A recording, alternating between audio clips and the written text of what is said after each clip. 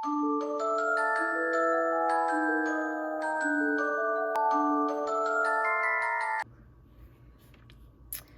I've had some people request that I make a tutorial on how to make these ghosts. So I thought I would take the time to do that. So this is what we are going to be making. I'll turn off the lights. Not fully dark in here, but you can kind of get the gist. So it glows, and then it's kind of hard to see from this angle, but from the top you can shake them and they float in the dark. I have a video I can post kind of showing that, a little snippet, but you can tell they glow pretty good, which is fun. I'll turn the lights back on. So first I made kind of an area of things that you'll most likely would have to buy, and then an area of things that you could find at home to use. I'll just set him aside. So the things that you're gonna need that you most likely could find at home is a black marker. So I mean, you could use like a Sharpie. I use acrylic paint pens, and I just get these off of Amazon. There's a lot of different brands out there. They pretty much all do the same thing, but acrylic paint is really compatible with polymer clay, so that's why I use that. You'll need just scissors. It doesn't have to be a small one like the one I'm using. It's just, I find that one easier. And then I use just plain toothpicks, but you could also use, if you don't have toothpicks, a needle would probably work as well. The things you have to buy is polymer clay, obviously. I use Fimo only because it has more of a, like a white kind of color, and I like my ghosts to be a little bit more white and not so yellow, I guess, once they're baked. I have heard Primo is pretty good too for polymer clay. I think it has a little bit more of a yellow kind of look to it. So this is Fimo Effects, and they call it Night Glow. Yes, Night Glow. It can be a little hard to find. Joann's typically has a good amount in stock. Otherwise Amazon, but they tend to be more expensive.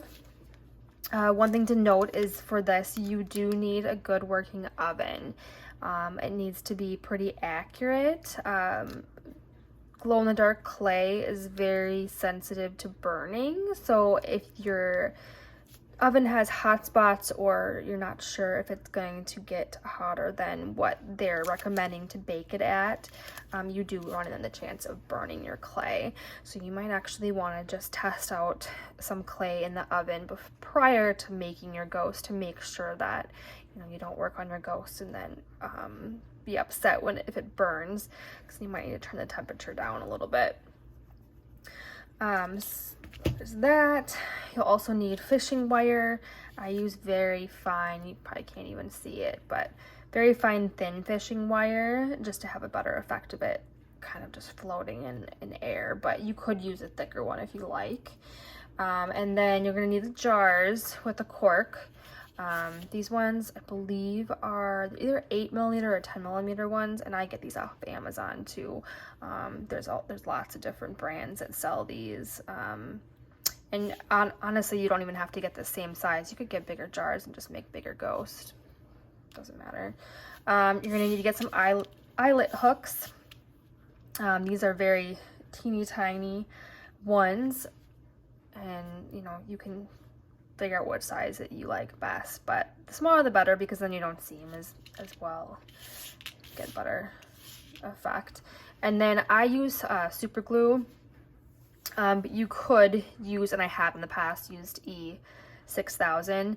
I just think this dries more like a matte finish, where the E6000 is a little more shiny, so sometimes you can see it, even though you kind of hide the string well with the glue. But this is just my preference. It sets up faster too. So so the first thing we'll do is mold the ghost. Also before we start, it's best to use ceramic when you're baking your polymer clay. It really helps evenly distribute the heat and it just bakes more evenly. And then all you need is just some printer paper, just straight up white printer paper. You don't have to worry about it burning in the oven because you're going to be baking it at a very low temperature. If you're using Fimo, I think it's 230, around there, 235, 265 it says. However, I will tell you, in my oven, if I put it up to 265, oh no, let's see. Oh, it says do not heat over 265. I'm sorry. So this one's 230. You can see it on right here. I was gonna say, if I went up to 265 in my oven, they would burn. So I do not go past 230 when I'm baking them. I already have the pack open. So, like I said, you're just gonna have to kind of test and see like what size ghost you want. But I always, before I put them in the oven, make sure that you're gonna have to be able to fit them in the jar. So first I'm just gonna start off, you wanna condition your clay. So you're gonna kind of need to mold it together. Make sure it's nice and evenly warmed up in your hand. And what I find easiest, I think I have a little bit too much here. No, add a little bit more back. Is to start off making a ball. Roll it into a ball. And then, so once I have like a nice little ball, kind of flatten it a little bit and like kind of push it to a point, almost like you're gonna make like a diamond at the end. So this is gonna be his tail.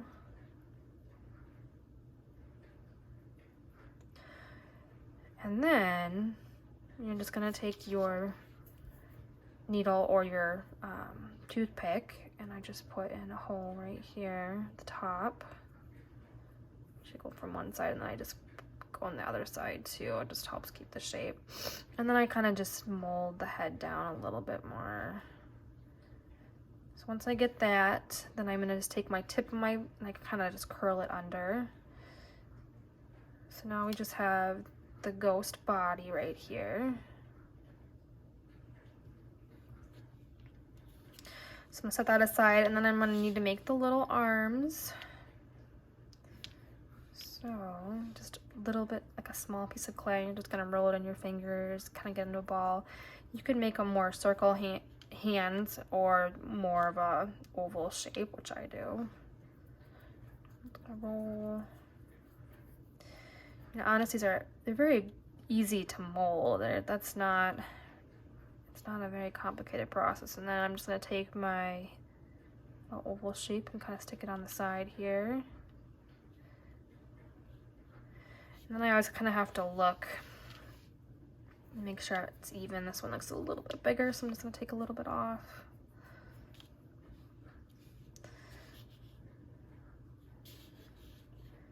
Get where I want. Okay, so now that I have my ghost, I always kind of put it back on the toothpick and I just test and make sure that, you know, does it fit into the jar. So this one fits perfect.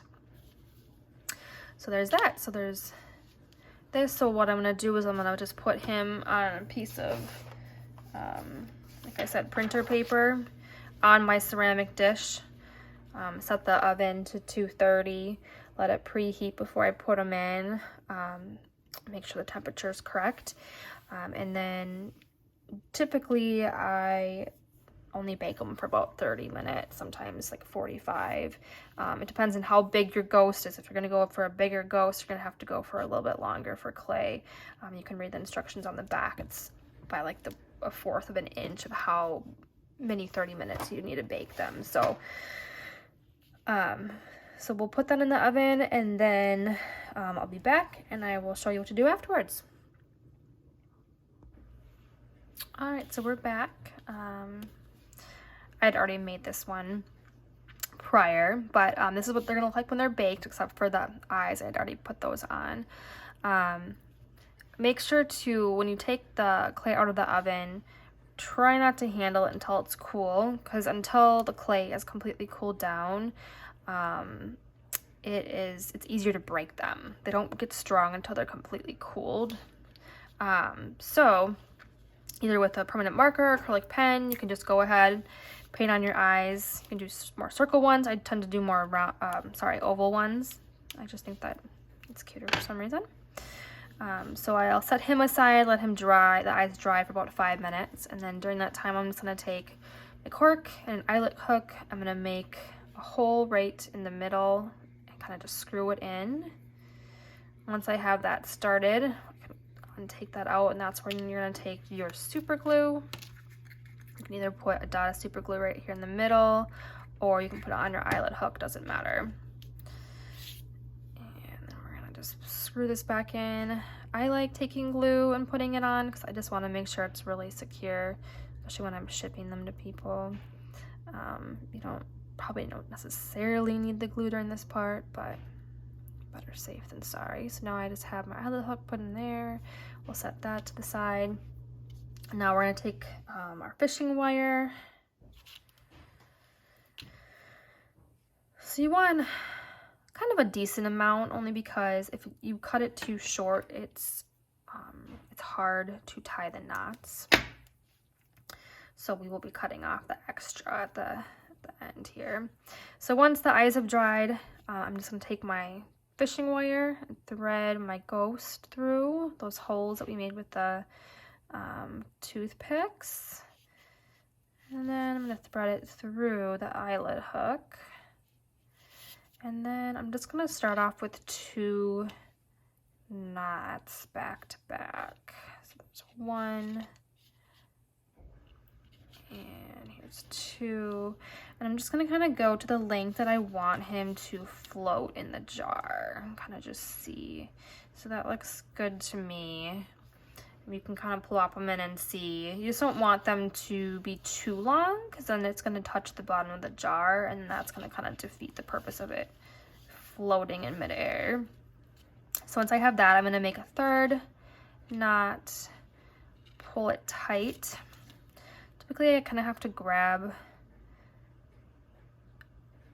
like the cork and just kind of get it.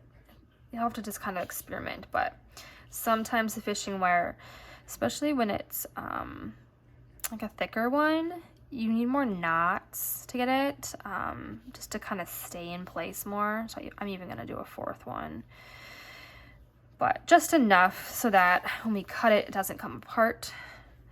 So now that this looks good, I like the dangle length, I'm just gonna take my scissors and I'm gonna snip off these extra areas of fishing wire. And then, so, you can kind of see this knot. So what I do is I hide it in the holes that we've already made. So how I do it is I kind of get the knot close to one of the hole areas, and then I take my super glue and I'm just gonna put just a tiny bit on that whole area and on the knot, and then I just pull this whole knot through. So now you can't see the knot at all, which is kind of nice. So at this point, I typically set my ghost aside, and if you're using E6000 glue, you could move on to this next step right away. But for me, since I use my super glue, I tend to wait at least 12 hours before putting them and gluing them in the jar, because super glue, when it cures, it lets off it's like gas, and it can cause film on your glass jars. So I learned that the hard way. It gets kind of like a whitish film on that when it's curing. So you want to make sure the glue is completely dry when you're doing it. So and honestly, you don't have to glue them into the jars if you don't want. You can just put them right in. But if you want it to be more secure, then I would glue. And you know, you just put a little bit of glue right on the cork area before plopping him in. And then just know you're not going to really get him out once he's in there. If you've glued it in. So that's about it. I mean, it's very simple. You can kind of, it's hard to see in this angle. I might be able to pull my phone down, but kind of their wiggle, but I will put another little clip on there to show you. But they glow pretty good. Super cute. If you, after seeing this tutorial and you were like, I don't want to do it myself, then you can just head over to my profile or my Etsy shop. There's a link on my Pinterest, and then also my Instagram. This is where you're getting a tutorial. And you can buy one from me myself off my shop instead. So thank you for watching. Please put any comments on the bottom if you like. Tips and tricks. I'd love to hear how you would do it. Thanks for watching.